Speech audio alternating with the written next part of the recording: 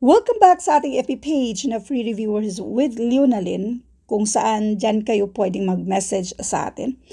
And welcome sa ating YouTube channel na Solving Math with Leonalyn. So dito naman tayo sa mga number series, number sequence na nakagalian kung tawaging number series. At dito naman tayo sa mga fractions. Paano ba ito sagutan? Pattern! Pattern lang ang hanapin natin dito. Paano ba gumaling sa paghahanap ng pattern? Practice lang ng practice. Isa sa paraan ay pwede nating hanapin yung difference nila. So, tingnan natin kung meron bang common difference. Dito muna tayo sa mga numerators. Kasi kung titingnan naman natin, hindi naman natin siya pwedeng hanapan lang ng least common denominator kasi isa yan sa pattern, posibleng pattern. So, dito tayo sa paghahanap ng mga difference nila. 25 minus 22, and that is 3. So, ang difference dito ay 3. Kung ito ay minus natin, ang difference dito ay 3 pa rin. So, ang difference dito ay 3. Bali, 25 minus 3, that is 22. 22 minus 3, 19. 19 minus 3, that is 16. So, therefore, 16 minus 3, and this is 13.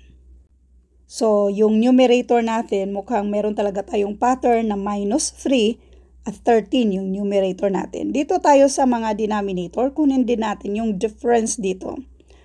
Ang difference naman dito ay 4. So, mag-add tayo ng 4 sa 7 para maging 11. Dito din ay 4. At ito naman ay 4. So, therefore, mag-add din tayo ng 4 sa 19. And this is 23. So, yung denominator natin ay 23. So, ito na yung pattern natin sa ating denominator. Kaya 4 ang i-add natin sa 19. Kaya nakuha natin yung denominator na 23. So, therefore, ito na yung sagot. 13 over 23. Next. Ano naman kaya ang pattern na meron dito? So, malamang yung denominator natin ay meron niyang x.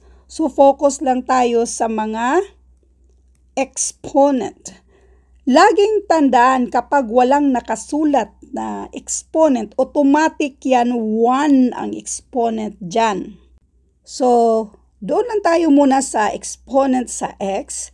1, 3, 5, 7. Increasing odd numbers. Bali, yung mga difference dito ba?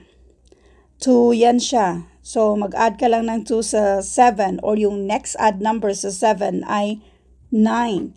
Therefore, yung exponent ni x dito ay 9. Now, dito naman tayo sa mga numerators. Ano naman kaya ang pattern na meron dito? Si 1 naging 2, so itry nating i-multiply ito ng 2. Ganun din sa next. Mag-times 2 lang pala tayo. So therefore, 8 times 2, and this is 16. So ito na yung sagot. 16 over x na may exponent na 9. Thank you for watching and all. I hope na meron kayong natutunan sa videong ito. Thank you and God bless.